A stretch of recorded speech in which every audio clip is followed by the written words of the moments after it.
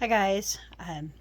So again, just as a reminder, my name is Crystal. I am the real Christina from the Cranking Glass trilogy, and I am doing an update video today for you. If you want to see my whole story, just start them all the way down from the bottom at the beginning, and we'll have everything in order. I am still really weird on my intros. I have no idea why. It's hard to say my own name. I feel stupid. I don't know. It's dumb. Anyways, um, sorry, my video's a little odd today. Today I'm downstairs and the desk is full, so I'm on the couch holding up the phone and hoping for the best here. Um, I do have another video coming next week. Someone had asked me to do a video about how I was really thinking and feeling during that whole journey because in the books it made me sound and feel kind of like narcissistic and selfish and they wanted to know kind of where my headspace was, and it was not easy to sum up in a sentence or two. So I'm going to do a video on that next week. Just stay tuned, kind of. But I did feel like my friend Eric owed a little tribute, something today.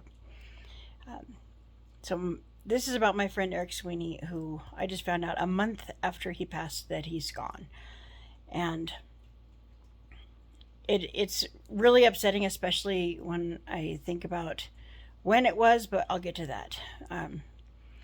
So Eric was a close friend of mine for the last probably 13, 14 years. When I first started working for the newspaper sales job in Las Vegas, I met him. He was friends with my boys' dad's brother, Chris, and he was kind of like your average kind of wayward kid at the time. He was let's see, 10 years younger than me, I guess.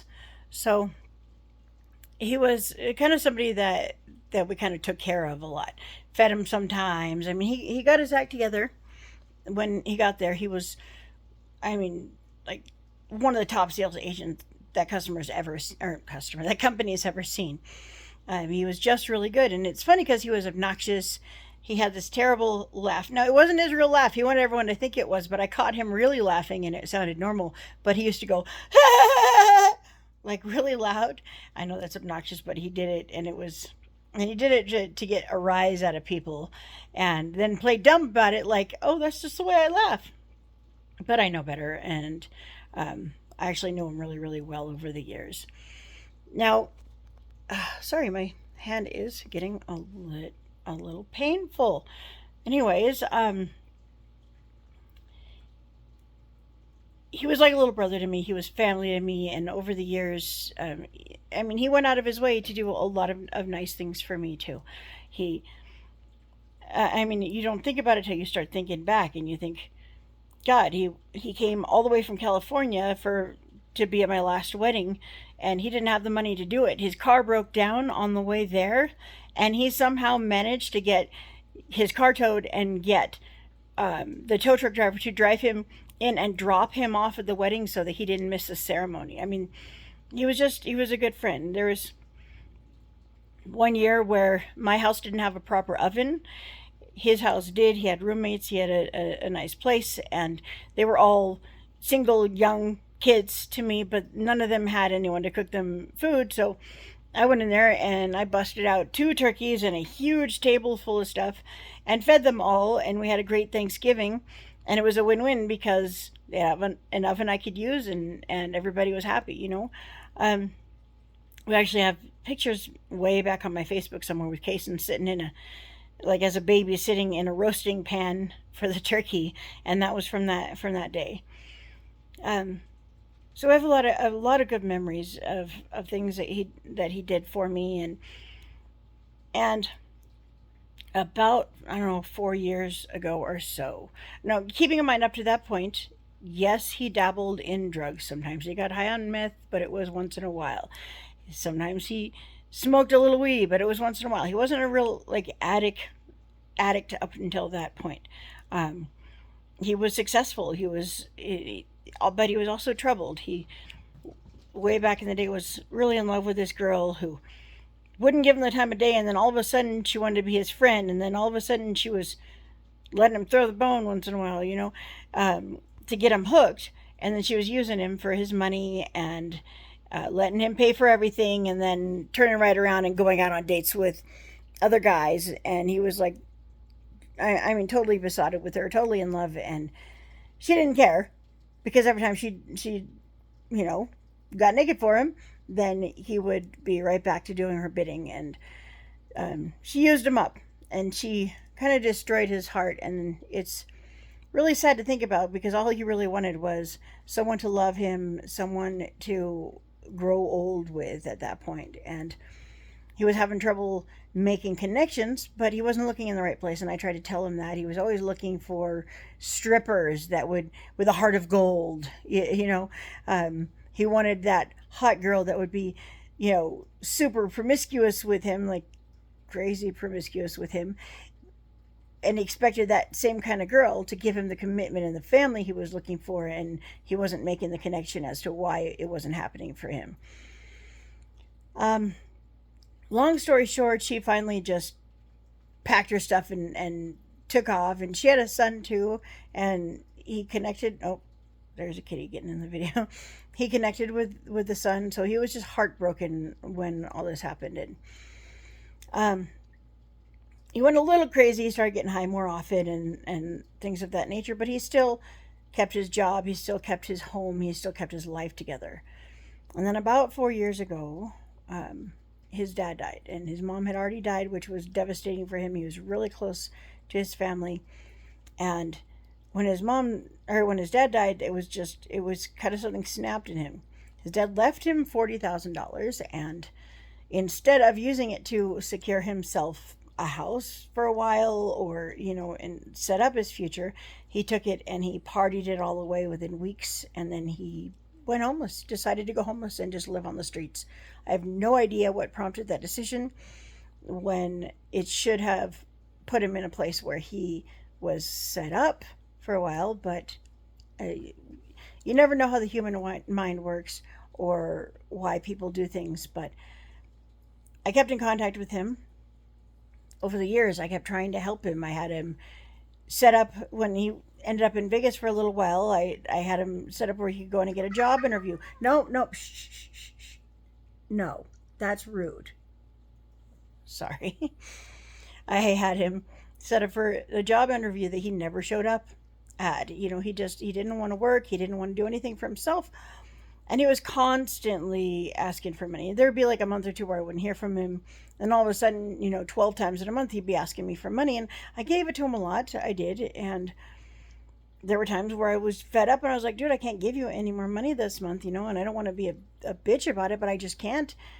And I'm asking him if he's getting high again, and he's telling me no, and he's swearing up and down he's not, but all signs pointed to yes, he was. And obviously that's been confirmed.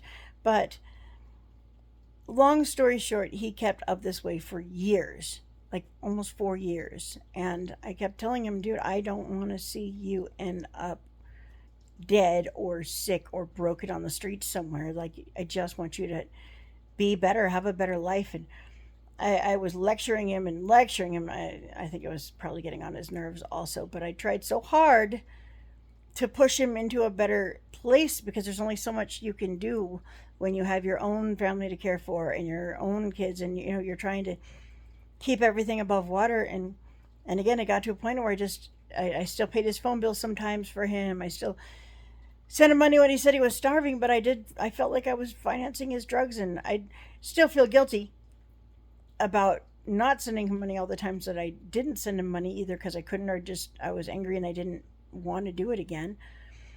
But I mean, long story short is that I'm carrying a lot of guilt over this, because I feel like I didn't help him enough. I feel like I didn't force him to get help, and I guess that's stupid. People make their own decisions and they do what they do, I guess. But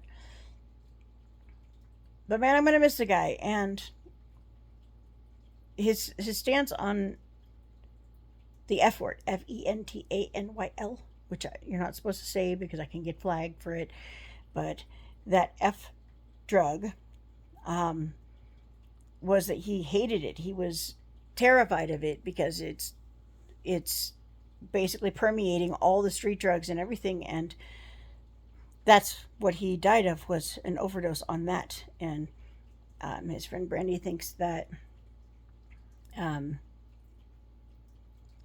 that it was meth laced with it. I don't know. Nobody really knows. But I do know that he probably was afraid and alone and very surprised at what was happening to him. And just thinking about him like that breaks my heart. It breaks my heart. And then I come to find out it's a month after, so I didn't get to be at a funeral or a service or a memorial or anything. And then I come to find out that the day after he was gone, I wished him a happy birthday on his Facebook because I didn't know. Neither did most of his friends. So he died the day before his 36th birthday, which it breaks my heart and it hurts. And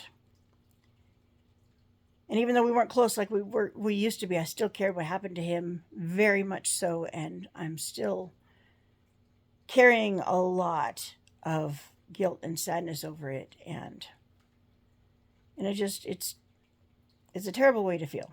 It's a terrible way to be. So I just kind of wanted to reach out so that people are aware of what's going on out there, what can happen to you without you even knowing what's about to happen. You never know what the consequences of your actions are. You never know what the possibilities are out there. But when you put yourself in a position to where you're running with street people and you're buying drugs and you're throwing your life away, sometimes lives end without anyone ever seeing that it's coming or realizing or even thinking it could possibly happen to them, and so that's why I thought it was necessary to make this video, is because there's people that other people will look at as, oh, you're just a dirty homeless drug addict. And those people have backstories, they have lives, they have people that care about them still and don't want to see them live on the streets and be on drugs. And there's help, there's recovery, there's people, you don't have to even go in a program. I know people are like, I don't do programs, it's not for me. But I mean, you can get help from friends, from family. There's a lot of different things you can do. And if you need help, if you are embarrassed to talk about it, message me, friend me on Facebook. I am not going to make you feel like a shitheel for needing help.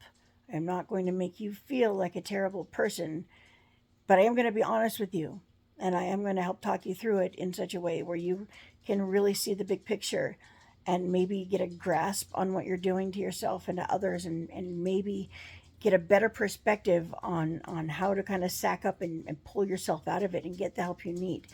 And I'm more than happy to do that. Don't ever apologize to me for taking up my time or any of that. I am more than happy to answer you. I will answer everyone. I will speak honestly every time, and I will tell you exactly what I see from the outside looking in, and I'll do my best to help you. Just please, I am begging you for everything, for Sweeney, and just reach out to somebody, because this is heartbreaking, and he had a lot of friends that still cared about him very, very much, even if we were trying to tough love him back into pulling his head out of his ass. All right, so that's all I got for today, but I will be back on next week, probably the earlier part of next week, and do the video that was requested. But I thought this was actually a good preemptive video for that video anyways, because it's all about what goes on in your head, and it's all about how you're feeling. So I love you all, and I will talk to you soon, and I'm trying not to tear up, so I'm doing my best. I actually have a meeting here that might actually be putting me on a buyer's agent team, so wish me luck, and I will talk to you guys soon.